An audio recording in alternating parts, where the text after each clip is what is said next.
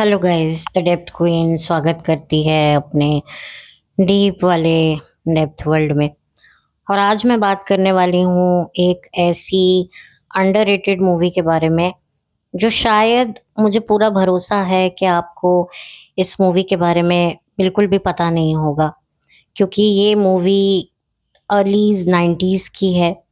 और इस फिल्म में आपको बहुत ही सरप्राइज करने वाले आर्टिस्ट मिलेंगे। और मैं ये भी बता दूं कि इस मूवी को एक स्पेशल कैटेगरी के लिए नेशनल अवार्ड भी मिल चुका है। और इस फिल्म को मुझे लगता है उस वक्त शायद इसीलिए भी उस फिल्म को नहीं इतना ज़्यादा आप कह सकते हैं कि ये फ़िल्म अपने ज़माने के हिसाब से काफ़ी बोल्ड थी। और आपको पता ही है कि जो 90s का जो एरा था, वो फैमिली ओरिएंटेड या एक्शन या फिर लव स्टोरीज़, ऐसी कुछ पर्टिकुलर सब्जेक्ट पर मूवीज़ बनती थीं। और फीमेल ओरिएंटेड मूवीज़ भी वही हिट होती थी, जिसके पावर पैक्ड डायलॉग्स होते थे, जिसमें थोड़ा एक्शन होता था, जिसमें मतलब कानून को भर-भर के कोसा जाता था। तो इस तरह की फ़िल्में 90s में बहुत ज़्यादा पॉपुलर होती थी। तो ऐसे दौर में एक ऐसी मूवी का आना जो आज की सिचुएशन को बहुत अच्छे से दर्शाती है, स्पेशली एक विमेन के डिज़ायर, इमोशंस को आज की तारीख में हमें बहुत ज़्यादा बताया जाता है कि औरत के डिज़ायर्स, औरत के इमोशंस की कितनी कीमत है। यहाँ तक कि औरतों को भी आज की तारीख में यही समझाया जाता है कि अपने डिज़ायर्स, अपनी जो आपकी फीलिंग्स हैं, उनको एक्सप्रेस करो, उन पर खुलकर बात करो। तो यही वजह है कि शायद इस फ़िल्म को इतना ज़्यादा पब्लिक से वो रिस्पॉन्स नहीं मिला, जो कि ये मूवी डिज़र्व करती थी। ये मूवी एक नॉवल से इंस्पायर है। और आज की तारीख में अगर मैं बताऊँ कि आप इस फ़िल्म को कहाँ देख सकते हैं, तो आप इस फ़िल्म को नेटफ्लिक्स पर ही देख सकते हैं। ये ऑफ़ कोर्स एक हिंदी मूवी है और मैं बता देती हूँ, इसका नाम है माया मेमसाब। आप लोगों ने कहीं न कहीं, कभी न कभी, किसी न किसी वे में, चाहे सोशल मीडिया पे ही सही, इसके बारे में शायद सुन रखा होगा, या ऐसी मैं उम्मीद करती हूँ। लेकिन मुझे पता है कि ये मेरी कहीं न कहीं एक गलतफ़हमी है, क्योंकि बहुत सारे लोग इस मूवी के बारे में आज भी नहीं जानते। मैं बता दूँ कि शाहरुख खान इस मूवी का एक अहम हिस्सा रहे हैं। और आज की तारीख में इस फ़िल्म के राइट्स शाहरुख खान की प्रोडक्शन ने खरीद रखे हैं। तो आप सोचिए कि शाहरुख भी इस फ़िल्म को कितना एप्रिशिएट करते थे, और उस फ़िल्म को, माया मिम साहब को, जी हाँ, जो इस फ़िल्म का नाम है, वो कहीं न कहीं उनके करियर की एक बेहतरीन फ़िल्मों में से एक मानते हैं। और यही कारण मुझे जो पर्सनल लगता है कि शायद इसी वजह से इन्होंने आज की तारीख में इस फ़िल्म के राइट्स खरीद लिए हैं इनकी कंपनी ने। तो अब मैं बता देती हूँ कि जो माया मिम साहब का जो किरदार किसने निभाया है। माया मिम साहब का किरदार निभाने वाली नायिका का नाम है दीपा साही। कहा जाता है दीपा साही केतन मेहता की पत्नी है, और केतन मेहता इस मूवी के डायरेक्टर हैं। मैं ये भी बता दूँ कि शाहरुख खान और दीपा साही की ये पहली फ़िल्म थी, और 1995 में केतन मेहता ने इसी जोड़ी को रिपीट किया था एक और फ़िल्म के साथ, जिसका नाम था ओ डार्लिंग ये है इंडिया, जो बुरे तरीके से फ्लॉप हुई थी। लेकिन शाहरुख को इतना नुकसान नहीं हुआ था, क्योंकि इसी साल उनकी दिल वाले दुल्हनिया ले जाएँगे रिलीज़ हुई थी। मैं ये भी बता दूँ कि दीपा साही ने कई बड़े एक्टर्स के साथ काम किया। उनमें से एक अमिताभ बच्चन, गोविंदा और रजनीकांत थे, और ये तीनों के तीनों एक फ़िल्म में थे जिसका नाम था हम। जब भी हम मूवी की बात होती है तो जुम्मा चुम्मा दे दे, ये गाना याद आता है। लेकिन एक गाना ऐसा भी था जो कि उस ज़माने की फैमिली का एंथम सॉन्ग था और वो गाना था, एक दूसरे से करते हैं प्यार हम। जी हाँ, मैं उसी हम मूवी की बात कर रही हूँ और उसी गाने में दीपा साही भी हैं। तो दीपा साही की जो पर्सनैलिटी है, उनकी जो प्रेज़ेंस है स्क्रीन, उसमें हमेशा से मुझे एक्स फैक्टर दिखता था। अब वो बात अलग है कि आज की तारीख में वो क्या कर रही हैं, उसके बारे में मुझे ज़्यादा वेयर अबाउट्स नहीं पता है। लेकिन कहा जाता है कि दीपा जो साही हैं, वो केतन मेहता की दूसरी पत्नी हैं और केतन मेहता भी उनके सेकंड हस्बैंड हैं। यानी कि इन दोनों की एक-दूसरे से ये दूसरी शादी है। ऐसा नेट पर पता है, मतलब पता मैंने किया है। तो उसके चलते दीपा साही के करियर में उन्हें फ़िल्में तो अच्छी मिली, लेकिन शायद उनको वो सक्सेस नहीं मिली जो वो डिज़र्व करती थीं। और माया मेमसाब में जो उनका कैरेक्टर है, वो बहुत ही ग्लैमरस है उस ज़माने के हिसाब से और शायद उसी ग्लैमरस किरदार को एक नया रूप देने के लिए केतन मेहता ने ओ डार्लिंग ये है इंडिया फ़िल्म बनाई थी। और इस फ़िल्म में जावेद जाफ़री भी थे, अमरीश पुरी भी थे, अनुपम खेर भी थे। बड़ी स्टार कास्ट के बावजूद भी, शाहरुख खान के होने के बावजूद भी ओ डार्लिंग ये है इंडिया बुरे तरीके से फ्लॉप गई और कहा जाता है, मतलब कहा क्या जाता है, मेरी ही एक नोन ने बताया था कि उनकी जो फ्रेंड है, वो फ़िल्म को इंटरवल के दौरान ही छोड़कर आ गई थी, इतनी खराब फ़िल्म थी। आप सोचिए उस ज़माने में थिएटर जाना ही बड़ी बात थी, लाइनों में लगकर टिकट खरीदना बहुत बड़ा अचीवमेंट होता था। तो लोग क्या करते थे, फ़िल्म घटिया भी होती थी ना तो भी बैठ जाते थे। चलो एसी की हवा खा लेंगे, कोल्ड ड्रिंक पी लेंगे, पॉपकॉर्न खा लेंगे। लेकिन कुछ बहादुर विरले ही ऐसे लोग होते थे जो अपने वक़्त की, अपनी मेंटल हेल्थ की उस वक़्त के दौर में बहुत कदर करते थे। आज की तारीख में मेंटल हेल्थ को बहुत इम्पोर्टेंस दी जाती है, लेकिन उस ज़माने में तो मेंटल हेल्थ किस चिड़िया का नाम है किसी को पता नहीं था।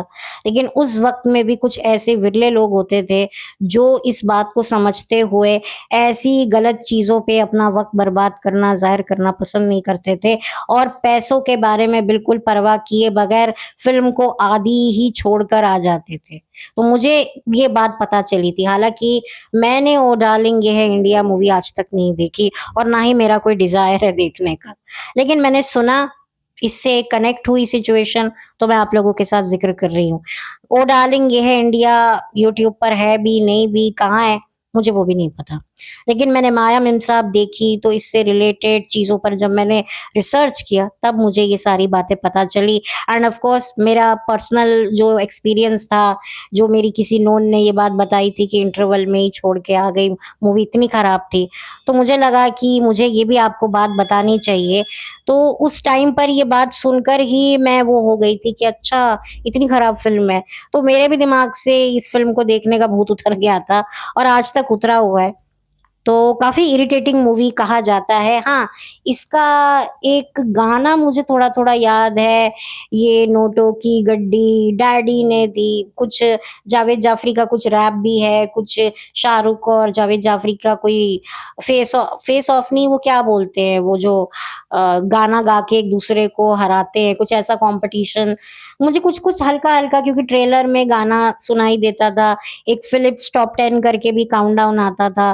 तो उसमें भी मैं सुनती थी तो मेरे मेमोरीज़ में है। तो मैंने सोचा कि मैं ये बात करूँ। अच्छा, एक चीज़ और मैंने नोट करी कि शाहरुख खान का जो एक ऑब्सेशन, आप लोगों ने दिल तो पागल है मूवी में देखा होगा माया के लिए, कि माया का कैरेक्टर ऐसा है, कभी वो करिश्मा से लड़ते थे, माया ऐसी है, माया वैसी है, कभी माधुरी से लड़ते थे कि तुम वैसा परफ़ॉर्म करो। मुझे लगता है ये माया का जो कैरेक्टर है ना, ये कहीं न कहीं माया मिर्ज़ा से ही लिया गया है, क्योंकि खुद शाहरुख ने इसके राइट्स खरीदे। तो मुझे लगता है कि शाहरुख की करियर ग्राफ में वो खुद भी इस मूवी से काफ़ी कनेक्टेड है और कहीं न कहीं उनकी लाइफ़ के कुछ ऐसे परफ़ॉर्मेंसेज़ हैं, कुछ ऐसी फ़िल्में हैं जिन्हें वो बेस्ट मानते हैं। तो शायद ये भी एक कारण है कि उन्होंने ये माया नाम शायद हो सकता है खुद से रखवाया हो या किसी और ने सजेस्ट किया हो राइटर ने, या राइटर को ये किरदार बहुत पसंद आया हो माया का, तो उन्होंने ज़िक्र किया हो कि आपकी जो एक काल्पनिक दुनिया की जो एक हीरोइन है उसका नाम माया है, जो किरदार आपको अपनी थिएटर आर्टिस्ट से परफ़ॉर्म करवाना है। ये भी हो सकता है, तो मुझे ये भी एक लिंक लगा। अच्छा, मैं बता दूँ कि इसमें शाहरुख खान के अलावा परेश रावल भी हैं, इसमें राज बब्बर साहब भी हैं, फारूक शेख साहब भी हैं, आप लोगों के प्यारे मधुसूदन फूफा भी हैं, जो सारा भाई वर्सेस सारा भाई में आपको नज़र आते थे अपने यंग डेज़ में, पहचान लेंगे आप उन्हें। रघुवीर यादव जी भी हैं, जो पंचायत में आप लोगों को जिनका किरदार बहुत पसंद आता है। एंड इसमें आप लोगों की प्यारी, क्योंकि सास भी कभी बहू थी, की तुलसी की पूजनीय बा भी हैं। तो काफ़ी ऐसे चेहरे आपको देखने को मिलेंगे, जिन्हें आप पहचानते हैं नाम से भी, काम से भी, पर दुर्भाग्यवश उनमें से कुछ इस दुनिया में नहीं है, कुछ इस दुनिया में हैं, और कुछ ऐसे भी किरदार देखने को मिलेंगे कि शायद आपकी नज़रें ढूँढेंगी कि क्या मैंने इन्हें कभी देखा है, और अगर देखा है तो आज की तारीख में ये कहाँ हैं? और कुछ ऐसे भी किरदार हैं जो पॉपुलर थे, नाम भी जानते हैं, लेकिन अब क्या कर रहे हैं आपको नहीं पता। हैं भी या नहीं भी, उसके बारे में भी आपको गारंटी नहीं है, क्योंकि आपको पता ही कुछ नहीं है। तो ऐसे अनदेखे, अनजाने जाने चेहरे आपको देखने को मिलेंगे इस मूवी में। तो कहानी कुछ यूँ है, कहानी एक ऐसी महिला की है, माया, जो सपनों की ज़िंदगी में रहना पसंद करती है, और उसे चाहिए एक सपनों का राजकुमार जो बेपनाह उससे मोहब्बत करे। और फारूक शेख उनकी ज़िंदगी में आते हैं और उन्हें लगता है कि फारूक ज़िंदगी भर मुझसे प्यार करेगा, मेरा पति नहीं बल्कि मेरा आशिक बन के रहेगा, लेकिन ऐसा होता नहीं है, क्योंकि शादी जब होती है, उसके बाद शादी खत्म और सच्चाई शुरू, यानी कि रोमांस खत्म और सच्चाई शुरू। तो ये एक बहुत बड़ी रियलिटी चेक होता है, जो औरतों को स्पेशली मिलता है, क्योंकि ज़्यादातर औरतें डेल्यूलू वर्ल्ड की भूख के चक्कर में ही शादी करती हैं, और जब उनका वो डेल्यूलू महल अ, भस्मीभूत हो जाता है, तब उनको रियलाइज़ होता है। और यहाँ पर माया के साथ भी कुछ ऐसा होता है। कुछ ऐसी औरतें होती हैं जो हालात, परिस्थिति के हाथों समझौता कर लेती हैं, लेकिन माया जैसी कुछ महिलाएँ होती हैं, जो समझौता कर रही होती हैं, लेकिन अंदर ही अंदर घुट रही होती हैं, और उनकी घुटन का, सब्र का बाँध टूट जाता है, जब उनकी ज़िंदगी में, उसकी ज़िंदगी में आते हैं 2 मर्द, एक शाहरुख तो दूसरे राज बब्बर। और क्या होता है, उसकी ज़िंदगी का बुरा हाल होता है, या उसकी ज़िंदगी सँवर जाती है, या उजड़ जाती है, या बिखर जाती है, और उसके पति फारूक शेख का क्या होता है, और वो एक बच्चे की माँ भी बताई गई है, दिखाई गई है, तो उस बच्ची का क्या होता है। एक शादीशुदा औरत जब अपनी मर्यादाओं को लाँघती है, तो क्या होता है? तो ये जो एक बहुत बड़ा सवाल, जो शायद समाज भी औरत से करता है, और उसकी परवाह किए बिना जब एक औरत सारी बातों की परवाह नहीं करती है और सारी मर्यादाएँ लाँघ देती है, तो उसके क्या साइड इफ़ेक्ट होते हैं, जो एक औरत को भुगतने होते हैं, जिन्हें शायद उस वक़्त के हालातों को मद्देनज़र रखते हुए दिखाया। शायद हो सकता है आपको कुछ चीज़ें पसंद ना आएँ। मैं बिल्कुल ये नहीं कहूँगी कि नहीं, जो मुझे सही लगा वो आपको भी सही लगे। ऑफ़ कोर्स मुझे भी वो सही नहीं लगा है, और क्या नहीं सही लगा है ये जानने के लिए आपको ये मूवी देखनी पड़ेगी। तो काफ़ी इंटरेस्टिंग कहानी है, और शाहरुख खान का भी जो कैरेक्टर है, वो कभी आपको बहुत मैच्योर लगेगा, कभी अनमैच्योर लगेगा, और फारूक शेख के कैरेक्टर को तो आप मतलब देखकर मन करेगा आपका कि यार, मतलब अब देखिए ना, जब एक मर्द औरत से बेवफ़ाई करता है, तो औरत मतलब पूरी तरीके से, मैंने ये पहले भी कहा है कि उसे समाज पूरी आज़ादी देता है रोने के लिए, उसको सपोर्ट भी करता है, लेकिन एक मर्द किसको जाके बताए कि मेरी औरत तो मेरे हाथ से निकल चुकी है, वो तो किसी और की बाहों में जा चुकी है। 1 नहीं, 2 नहीं, मतलब क्या-क्या मैं बोल भी नहीं सकता। और कुछ मर्द तो भले ही फिज़िकली उसे ना पा सके, लेकिन इमोशनली उसको पाना चाहते हैं। तो एक आदमी के लिए ये कितना बड़ा टॉर्चर होता है। तो उस टॉर्चर को कैसे बर्दाश्त करना, मतलब, और बिना किसी से कुछ कहे, ये बहुत ही ज़्यादा चैलेंजिंग होता है एक गैरतमंद मर्द के लिए। तो ये सिचुएशन भी आपको देखने को मिलेगी, और कहीं न कहीं जो आज की तारीख में जो पतियों के साथ जो हो रहा है, वो कहीं न कहीं आपको चीज़ें थोड़ी बहुत रिलेटेबल लगेंगी। और मैं बात कर लूँ शाहरुख खान के कैरेक्टर को देखकर, आपको कहीं न कहीं लगेगा कि यार ये क्या, किसके चक्कर में फँस गया है। और उधर माया के किरदार को देखकर आपको गुस्सा भी आएगा, कभी-कभी सहानुभूति भी लगेगी, कभी-कभी ये औरत आपको मानसिक तौर से बीमार लगेगी, तो कहीं पर ये औरत जेन्युइनली परेशान लगेगी। तो एक बड़ा ही कॉम्प्लिकेटेड, बहुत ही ज़्यादा, मतलब, होता है ना कुछ कैरेक्टर, जैसे कि एक और फ़िल्म मुझे याद आ रही है, इजाज़त करके, उसमें भी एक ऐसी ही कैरेक्टर की जो एक लड़की थी, पता नहीं उसका भी नाम शायद माया था, मुझे याद नहीं आ रहा है। तो ये जो माया माया होती है ना, ये माया ऐसी ही होती है कि आपको उलझा के रखती है। आपके पास सब कुछ है, लेकिन वो आपको खुश रहने नहीं देती। आप, मतलब, जो आपको मिला है, उसको भोगने नहीं देती, बल्कि जो नहीं है, उसको भोगने की इच्छा ऐसी आपके अंदर जगाती है कि जो आपके पास है, आप उसका भी आनंद नहीं ले पाते हो। तो माया एक बड़ी ही कॉम्प्लिकेटेड, कहते हैं ना, एक पिशाचिनी है, और जिस औरत का खुद का ही नाम माया है, तो सोचिए उसका क्या हाल होगा। तो बहुत ही, मतलब, डिफरेंट मूवी है।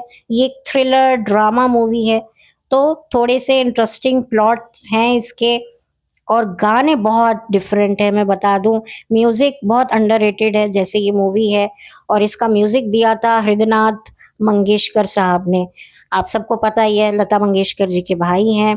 लता मंगेशकर जी के भी गाने हैं, सोनू निगम सॉरी, कुमार सानू के भी गाने हैं, और इस मूवी के जो गाने लिखे हैं, आपको पता है किसने लिखे हैं?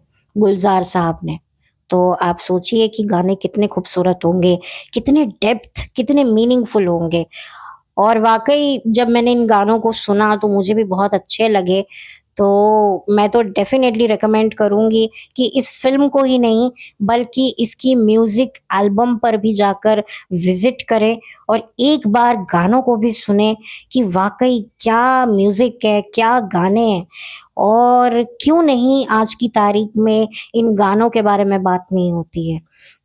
इस मूवी के बारे में बात नहीं होती है, जबकि इसको नेशनल फ़िल्म फेयर अवार्ड की एक स्पेशल कैटेगरी से सम्मानित भी किया गया है।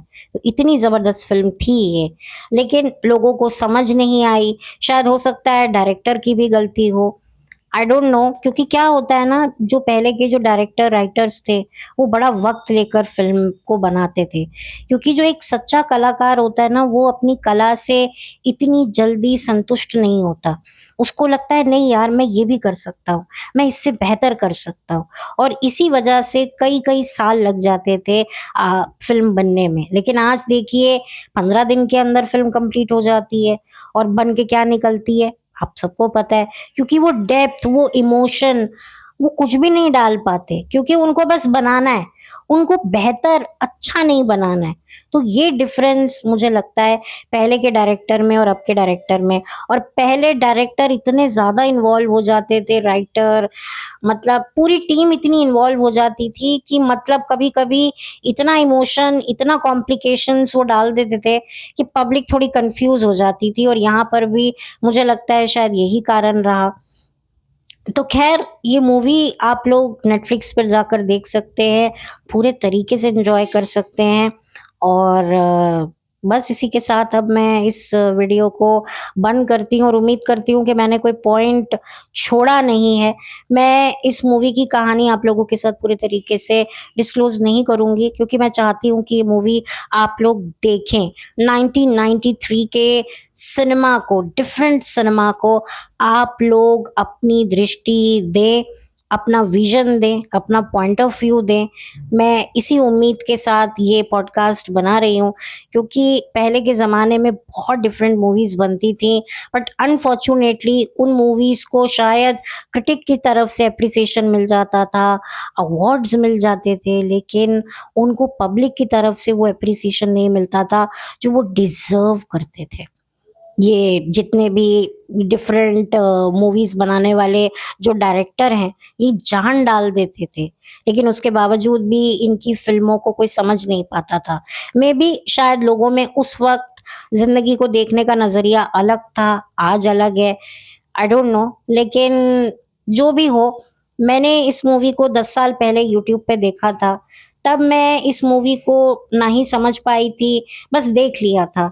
लेकिन आज मैंने इस मूवी को दोबारा 10 साल बाद नेटफ्लिक्स पे देखा, और सच में जब मैंने देखा तो मुझे ये फ़िल्म कुछ अलग ही लगी, और मुझे जब कुछ अलग लगता है तो मैं आप लोगों के साथ शेयर करती हूँ। और ये बात मैंने पहले भी बोली थी और आज भी बोलूँगी कि एक रियलिटी जो मैंने महसूस करी महिलाओं के बारे में, कि औरत अगर एक क्रूर, एक खराब पति, एक रेड फ्लैग हस्बैंड हैंडल नहीं कर सकती, तो एक ज़रूरत से ज़्यादा ग्रीन फ्लैग हस्बैंड को भी वो हैंडल नहीं कर सकती।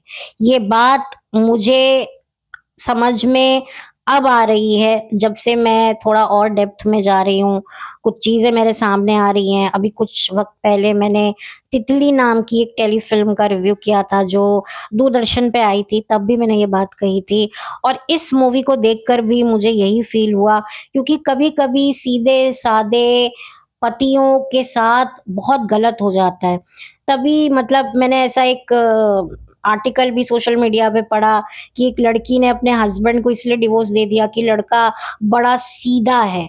अब उस सीधे को हम गलत सेंस में ले जाते हैं, लेकिन एक सीधे का जो एक दूसरा तरीका होता है, वो जो मैं समझ पाई हूँ इस मूवी से, ख़ास तौर पे फारूक शेख के कैरेक्टर से, कि एक सरल आदमी है, जिसकी छोटी-सी ख्वाहिशें हैं, अपनी बीवी, बच्चे, घर को एक सुखी सुखी करना, बीवी को सुखी करना, बच्चे को सुखी करना, अपनी जो दिनचर्या है, रोज़चर्या है, कुछ भी चर्या है, वो आराम से बीते, बस एक मर्द की यही ख़्वाहिश रहती है। तो उसी को ही एक मर्द की सादगी कहा जाता है, जिसकी छोटी-छोटी आशाएँ होती हैं, जो पूरी हों तो अच्छा है, जो नहीं हो तो भी अच्छा है। जो अपने से ज़्यादा अपनी वाइफ़ की खुशी को इम्पोर्टेंस देता है, कि मैंने तुम्हें किसी चीज़ के लिए मना किया है क्या? जो मर्ज़ी आए करो, अरे तुम्हें जो ठीक लगे वो करो। हम मतलब कि ठीक है, बस ज़िंदगी में शांति रहनी चाहिए, सरलता रहनी चाहिए, सिम्प्लिसिटी रहनी चाहिए। जब प्यार करने का मन है तो प्यार किया पत्नी से, जब ज़िम्मेदारी निभाने का मन किया तो ज़िम्मेदारी निभाई। तो ऐसे टाइप के हस्बैंड को भी सीधा-साधा पति कहा जाता है, और वही कैरेक्टर अ, फारूक शेख साहब का आपको इस मूवी में देखने को मिलेगा, और बहुत ही जेन्युइनली आप रिलेट कर पाएँगे। तो इसी वजह से मुझे लगता है कि मतलब ये जो लड़कियाँ कहती हैं ना, ग्रीन फ्लैग, ज़रूरत से ज़्यादा ग्रीन फ्लैग लड़कियाँ भी हैंडल नहीं कर पाती हैं। वो खुद अपने ग्रीन फ्लैग हस्बैंड को टेकन फॉर ग्रांटेड लेने लगती हैं। जैसे कि लड़कियों को बोला जाता है ना कि इतना बिछो मत, डोरमैट मत बनो, वैसे ही मर्दों के लिए भी उनको ये सिखाया जाता है कि एक आँख में प्यार और दूसरे आँख में कड़कता पत्नी के लिए रखनी चाहिए। तो कई लोगों को ये बात सुनकर अच्छा नहीं लगता है, लेकिन जब आप इस तरह के कैरेक्टर्स देखते हैं, इस तरह की सिचुएशन देखते हैं, तो बीइंग अ वुमन आप सोचने पर मजबूर हो जाते हैं। और लाइफ में खुद को सैटिस्फाई करना एक बहुत बड़ा टास्क होता है। हम लोग कहते तो हैं, लेकिन इंसानी फितरत खुद को सैटिस्फाई नहीं होने देती है, और जब आपकी ख्वाहिशें, हसरतें आप पर हावी होने लगती है ना, तो फिर आप अच्छे से अच्छे रिश्तों की भी कदर नहीं कर पाते। ये बात भी आपको इस फ़िल्म के ज़रिए पता चलेगी। कैसे पता चलेगी? ये जानना है तो ये मूवी आपको देखनी पड़ेगी। तो चलिए, अब ज़्यादा वक़्त आपका नहीं लूँगी। अब मैं इस पॉडकास्ट को ख़त्म करूँगी, और ख़त्म करने के बाद प्लीज़ जाइए विज़िट कीजिए नेटफ्लिक्स पे और इस मूवी को सर्च कीजिए, माया मिन्साप टाइप कीजिए, ये मूवी हाज़िर हो जाएगी, देखिए और मेरे साथ अपने एक्सपीरियंस ज़रूर शेयर कीजिए। मुझे इंतज़ार रहेगा आप लोगों के ओपिनियन का और बस मुझे खुशी होगी कि आप लोगों को ये फ़िल्म आप लोग देखेंगे। मैं पर्सनली कहूँ तो मुझे ये फ़िल्म इतनी बुरी नहीं लगी है। ठीक है, जो समझ सका माया को, जो माया के मायाजाल को समझ जाए, वो विरला ही होता है। तो यही मुझे फ़ील हुआ और शायद यही रीज़न है कि ये मूवी इतनी पॉपुलर नहीं हो पाई, जितना ये मूवी डिज़र्व करती थी और मुझे दीपा साही के लिए बड़ा ही बुरा लगा क्योंकि बहुत ही टैलेंटेड और बहुत ही मतलब उनकी पर्सनैलिटी मुझे बहुत प्रभावित लगी। ख़ास तौर पे इस मूवी में जो उन्होंने किरदार निभाया है माया का, कॉम्प्लिकेट माया का, वो बहुत ही काबिल-ए-तारीफ़ है। और शायद हो सकता है आप भी मेरी बात से इत्तेफ़ाक रखें या हो सकता है ना रखें, ये कंप्लीटली आपकी चॉइस है। तो अब इजाज़त चाहूँगी। Thank you so much.